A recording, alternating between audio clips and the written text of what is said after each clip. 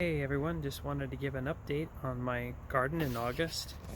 It kind of seems like I'm doing more updates rather than actual explanations like I would like to do, but it's just the fact of being busy with kids, work, and everything else.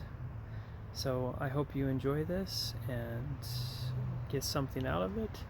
Maybe just some inspiration of what you can do in a small space for growing a fair amount of food. So I'll show you around the garden. Just a little over the week ago, I harvested all of our onions. These onions here, those ones up there, and these ones over here were all planted in the permaculture bed. Well, these reds right here, they were planted in the square foot garden. This is the biggest that we've actually gotten them out of square foot garden in the years that we've been trying to grow them. And that one's about average sized. It's not large or too small. Same with that one. But overall, they did a lot larger than the ones that I had in the permaculture beds. Onions, you want to cure them, and to cure them, you just basically want to dry the skins out like you see here, crumbly. And the easiest thing to do is just pull them and set them in a place where the sun can get them for a period of the day, but air can get around them. So what I did is I set them on wire racks right here, up on top of our hen house. And the whole reason why I did that was the corrugated metal, you can see right up underneath there, keeps the racks from touching the ground and allows air to get up underneath them. And this allows them to cure completely around without having a side that goes rotten or doesn't dry. And it actually did a really good job. So today, my wife and I are actually going to preserve some of these smaller onions in a soup base, pressure canning. That way we can use them really quickly for quick soups and not have to worry about losing any of them. For that soup base, they basically suggest anything that size and under, just to be canned whole with some other spices and things of that nature. So we're going to do that with these reds, with those whites, and with most of these yellows as well. These reds we'll just save for eating on hamburgers or salads or any other thing that we want fresh onions for. So the garden update for this summer, things are going quite well. I really love how large these tomatoes are right here, and this plant has quite a few of them on. This is the one that we trellised with just the string coming down. This plant, I wasn't as diligent at cutting suckers off as I was on others. So we have this sucker that's grown out here that's kind of unruly. You can see where it splits off of the plant right there. There's actually two. I'm not sure if right there. I'm probably just going to come and snip them because they're laying right down in my walkway. I think this one might have actually broke off. That's another sucker. It's laying down in the walkway and just getting stepped on. But this one has quite a few tomatoes on it too coming up. There's a few other tomatoes that I just need to come back in here and weave. Well, let's come further down. Weave it. This just helps keep them balanced and trellised up. We've noticed that we have better production this way and it's easier to find them. So once again, lots of tomatoes. Loaded tomatoes. And this one here also apparently had a sucker that come out. I'll just weave that sucker back through the trellis and let it grow, and hopefully we may get some more tomatoes off of it. Typically suckers end up taking a lot out of the plants, so I've heard that they don't produce as big of tomatoes, though they can produce more. They just don't tend to get as big.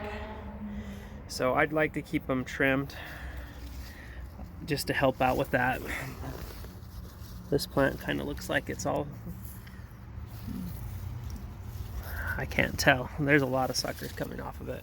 This shoot right here is a sucker as well, I just realized on that side. You can also take these suckers and root them, and I've done that in the past, specifically with cherry tomatoes, and grow a whole new plant out of them. It's really simple to do. I'll put a link to that video right below for anyone who's interested in how to do that. But yeah, the tomatoes are coming in great. My son's plant is doing phenomenal as well. We actually picked 2 ripe ones off of it today, and they ate them, the kids. There's his sunflower. He loves it. Every time he comes out, he asks, let's take a picture by the sunflower. Now the broccoli, I think it kind of bolted. I don't know, it didn't grow as well as we've grown it in the past. I'm not quite sure. I'm not huge on the brassica growing. Haven't done that well with it. But I'm probably gonna pull it up because it's drowning out my beans, and my beans don't get enough light, mostly due to this tree that's half dead.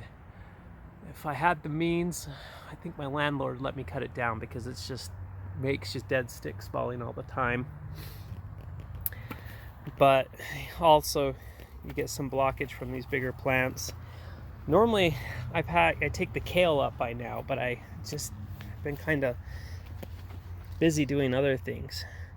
As you can see, these kale plants, they're way bigger than they ought to be, but it still has an okay flavor to it, so we're just letting them go. I should come in and trim out where the earwigs and other bugs have been eating on it. Nice thing is they've left this variety of kale alone. I think they have enough food everywhere else. The celery, I'm hoping we get enough stalks for our soup this fall. We make tomato soup every year, and one of the ingredients is celery. I don't know how long it normally takes to grow, but it's growing pretty good in my opinion. And then we have our herbs that are mixed in. This is a rosemary. We eat lots of rosemary. Oh, there's a weed. And another one right there. We have a rosemary right in here. And yeah, I think there's one somewhere else. I'm not quite sure though, because it's all grown in. That cabbage plant, I'm probably gonna pull it up. I don't think we're gonna get anything from any of those. I think I planted them too late, and so that's kind of what happened there. And these beets had just been attacked. I don't think they're gonna go anywhere, so I might pull them up to feed them to the chickens when I pull them up. They like to eat the tops. So that's an update of this garden. The garden that I do at my in-laws, I haven't been out there that much, so I really don't have a clue of how that one's doing. I might head out there tomorrow and take a look. But yeah, this is one of the things that have been devastating our plants this year. Every time we can catch them, we feed them to our chickens. So we feel like at least then we're getting something back from what they've eaten. I'll go over and take a picture of the corn, but I'm going to try to catch this guy. Missed him. But let's go give an update on the corn. So this is the corn. It's gotten pretty tall. I'm actually quite impressed with how tall it's gotten in some areas. But with the wind and the rain, we've just had some devastation over here. I'm hoping we can still get something.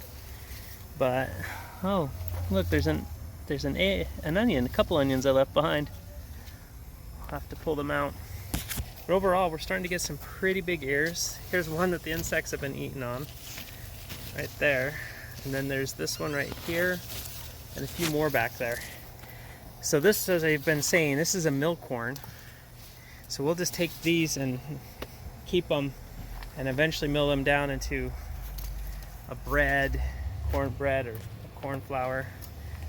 See, there's another little guy. He's trying to hide on me. He's like, oh, they try to get me, feed me to the chickens. Got it.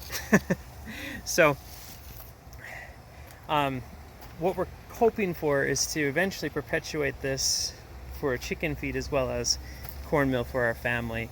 next year I'm probably gonna grow all of this with corn, but I found with this type of mill corn, they actually recommend you plant it in a circle.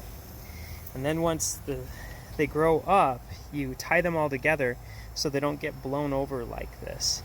So I'm actually going to try that this next year and see how well it does. And then another thing we'll try to do is plant beans with it, because that was the other thing I suggested. So here's our potatoes. After those last rainstorms, they really popped up again and turned green. So I was thinking I'd be harvesting them soon, but I'm just gonna keep letting them go until they die out, and then we'll go through. Most of these potatoes will be fairly small, but we'll use them. I'm thinking we'll actually do some canned stew, and we'll just put these in full right into the quart jars. So that's the garden update here at my house. For August, everything's going great. I'm glad to see how well the sweet potato and the corn and other things are going. I'm hoping I can make a video next week of how things are going at my in-laws. As I said, I haven't been out there that much this summer between gas prices and just everything else that I need to do around here. Typically they do a really good job at watering it. I just mainly help get it in, give the soil some nutrients. So we'll see. Thanks for watching.